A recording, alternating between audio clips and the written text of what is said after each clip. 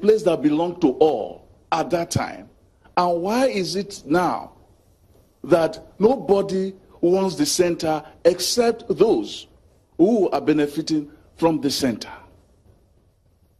We have to understand that we have experienced a somersault of our federation before our own eyes. And it is because we have not addressed the fact that it is the problem that the Northwest has created in the center, fostered by the military when they were in power. And I go back to, just a second, I go back to the question of oil. You know that in 1959, there was this Raymond Commission that said that, okay, let us give them 50% of oil because of mineral resources. Everybody should take care of the mineral resources because oil at that time had not become dominant. Immediately, oil became dominant and the military oligarchy took over. It became 1.5% up to the time of Shagari. Okay, I need to stop you there. Professor Odika, let me come back to you. He's talking there about a narrative that puts the problem squarely on a particular region, the Northwest, he said, and the problem that they've caused, and the lack of attraction, he says, for the center, for everybody except them, is what he seems to imply. Is that narrative accurate in your view? And will it allow us to arrive? Because, you know, if you don't analyze it well, people will say you can't get to the right solution. Does that ring true? You know, I still come back to this issue of a single identity narrative. Northwest. Northwest is another way of saying Fulani in the Nigerian epithets of these things. Yes? And the fact of the matter is, God bless his soul, Thomas Aninkano was buried yesterday. He has more in common with the boy is good, Mbazilika Amechi, in Enugu, than he has with the Almajiri in Kano. And so we create these identity boxes. The reality is that I've got more in common with Mohammed Kumalia than he has with the Almajiri in Meduguri, or that I have with the IPOB advocate in Aba. Reality. So you know, the way Nigeria is, we are misaligned in between our reality and the way we communicate our identities. And for me, I hear all the talk about restructuring, but the biggest issue in my life, my own biggest agenda, is an end to militarism.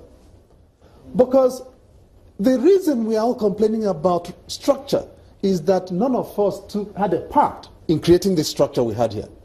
The biggest agent, so the agency issue is the biggest issue for me. The biggest agent in this structure is the military.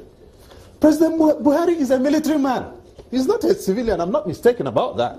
Obasanjo, military.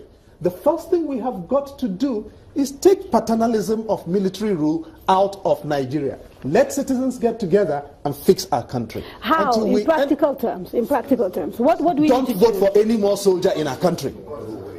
Very simple. We will not vote for any other soldier, no matter how the person is marketed. Let citizens trust one another.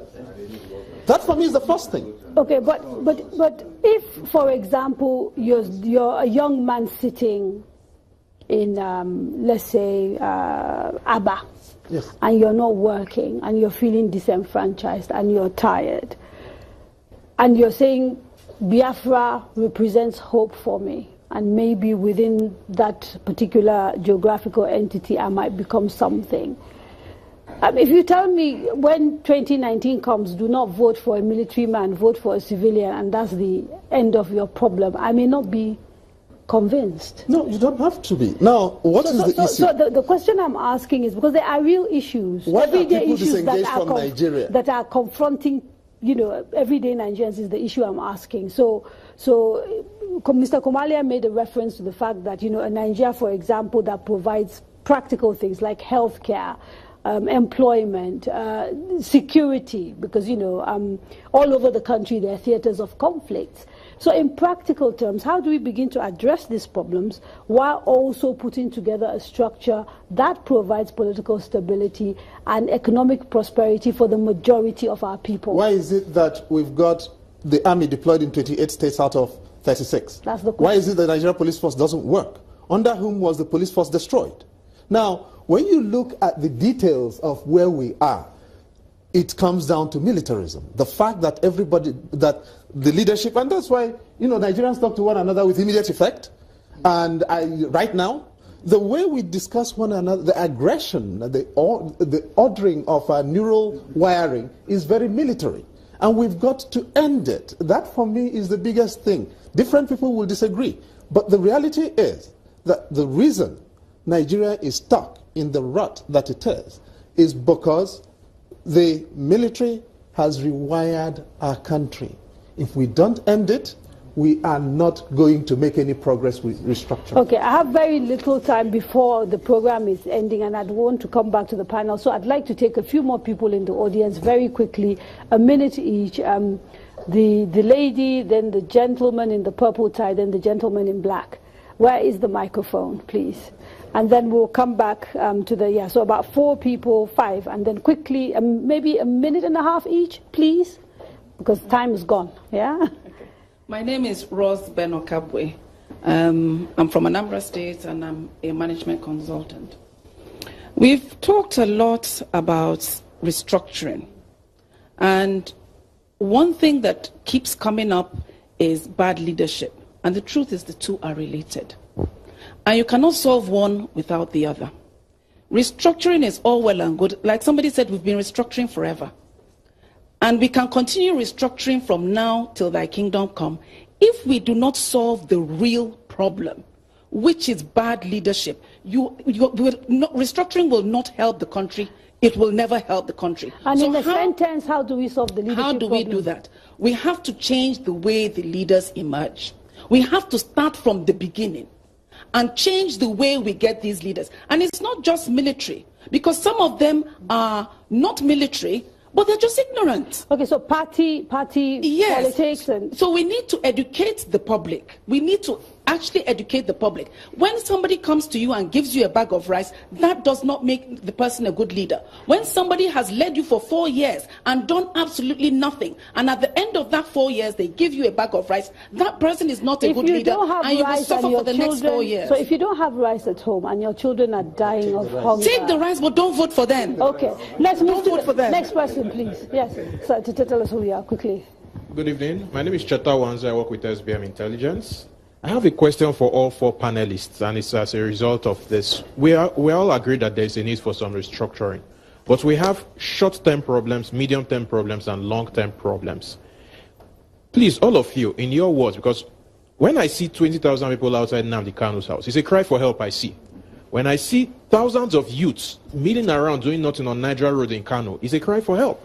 So how will you solve in the short term this big problem of unemployment for youth, which is fueling all of the security problems in the country and giving people, unsavory characters a voice? Okay, and you will answer it as you're rounding up. So, yeah, hold on to that question in your mind. Yes, the gentleman in the purple tie. My comments, well, my name is Stanley Bento. I'm a radio presenter, and by nature of my job is to listen to people. So I listen to and get responses from them.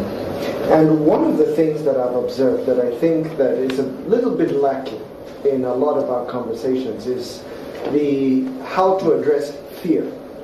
Because that is what I hear and perceive. There's fear of domination. And if you listen to conversations across board, this fear comes across.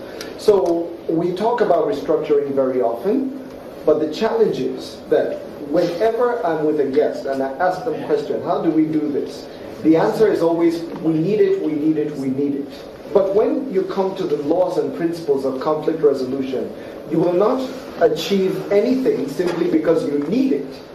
You achieve it because you have addressed the fears of your adversary. Okay, then I'm going to have told you that there's a gentleman in white in the middle here. Microphone, please. I literally have 2 minutes to come back to the panel and close this show, so we have to hurry. Okay. My name is Abdulrazak Bello Barkindo. I'm the spokesman for the Nigerian Governors Forum, and I hope nobody says, aha, here they come. I'm very happy that everybody here agrees that Nigeria